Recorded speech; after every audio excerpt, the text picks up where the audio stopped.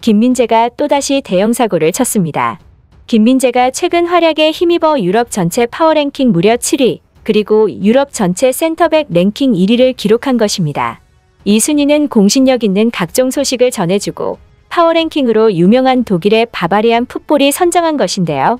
김민재 위에 있는 선수들은 프리미어리그를 폭격하고 있는 홀란드와 세계 최고의 미드필더라고 평가받는 데브라이너, 스페인에서도 엄청난 골을 몰아넣으며 자신의 가치를 증명하고 있는 레반도프스키, 그리고 다시 돌아온 축구의 신 리오넬 메시 등 그 이름만 들어도 웅장해질 수밖에 없는 초초초 네임밸류 선수들밖에 없었습니다. 그런데 바로 대한민국의 김민재가 이들과 어깨를 나란히 하고 있는 것입니다. 바바리안 풋볼은 김민재가 현 시점 세계 최고의 센터백이라며 선정 이유를 다음과 같이 말했습니다. 김민재는 또 다른 훌륭한 퍼포먼스들을 펼치면서 세계 최고의 센터백으로서의 그의 자리를 확고히 했다. 그의 목소리로 수비진을 리딩하는 것과 풀백들을 지휘하는 능력, 그리고 오프 더 볼과 온 더 볼은 나폴리 측면 플레이의 핵심이다. 자신뿐만 아니라 다른 선수들에게 언제 자제하고 언제 효과적으로 압박해야 하는지 말하는 게임 리딩 능력은 김민재가 마스터한 중대한 기술이다. 그가 아약스를 상대로 클린시트에는 실패했을 수 있지만 그는 이 유서 깊은 네덜란드 명문팀이 찬스를 거의 잡지도 못하게 만들었다. 김민재는 진짜 리더이며 그의 수비 테크닉은 놀라울 뿐이다. 그야말로 전설의 시작, 역사를 써내려가고 있는 김민재인데요. 김민재가 유럽 센터백 랭킹 1위로 선정되는 등 유럽 전역의 스포트라이트를 받고 있고 빅클럽 스카우터들의 레이더망이 바쁘게 가동되기 시작하자 나폴리는 전례 없는 김민재 지키기에 나섰습니다. 나폴리는 팀의 돌풍을 이끌고 있는 주역들과 빠르게 재계약 협상에 돌입했고 김민재 역시 머지않아 이례적으로 빠르게 재계약 협상 테이블이 차려질 전망입니다. 앞서 나폴리의 크리스티아노 지운톨리 단장도 직접적으로 김민재 재계약에 대해 입장을 표명했으며 팀에 합류한 지 3개월도 채 안 된 선수의 재계약 협상은 사실상 전례를 찾아보기 어려운 일입니다. 내년 여름부터 발동되는 김민재의 바이아웃 조항이 5천만 유로, 약 694억 원인 것을 불과한 것으로 알려진 만큼 나폴리 입장에선 어떻게든 김민재와 재계약을 추진해야 하는 상황이고 재계약을 통해 바이아웃을 올리지 않으면 5천만 유로를 제한하는 다른 구단의 김민재를 빼앗길 수밖에 없기 때문입니다. 일각에서는 나폴리가 김민재에게 전례 없는 초대형 계약을 제의할 것으로 내다봤습니다. 그도 그럴 것이 나폴리는 벌써부터 불안한 기색이 역력한데요. 최근 김민재가 다수의 EPL 클럽들에게 관심을 받아왔다는 것이 알려진 데 이어 이제는 나폴리와 직접적으로 경쟁하는 세리에A 팀들마저 김민재에 대한 관심을 수면 위로 꺼내고 있기 때문입니다.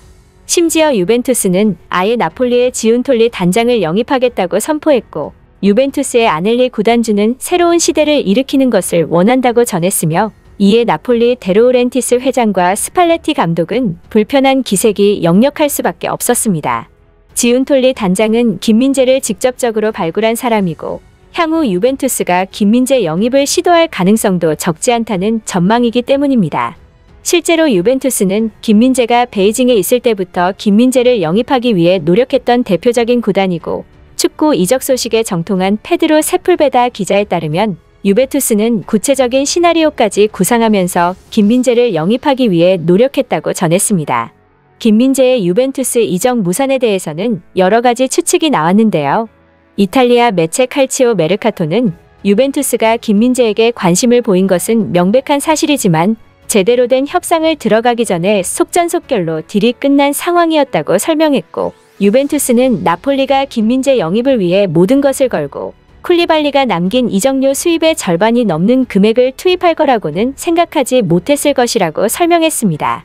하지만 현재 상황은 180도 바뀌었고 빅리그에 처음 입성한 김민재가 이 같은 활약을 보여줄 거라고는 그 누구도 예상하지 못했을 것입니다. 소문만 무성했던 자신의 포텐셜을 전 세계에 입증한 김민재를 둘러싸고 향후 어떤 상황이 펼쳐질지 귀추가 주목되는 부분입니다. 한편 이탈리아 일각에서 김민재가 세계 최고 수준으로 성장할 수 있었던 이유는 수비력이 아니라 이것 때문이라는 분석이 나와 화제가 되고 있는데요. 올 시즌 김민재의 시그니처 무브는 단연 전진 커팅입니다.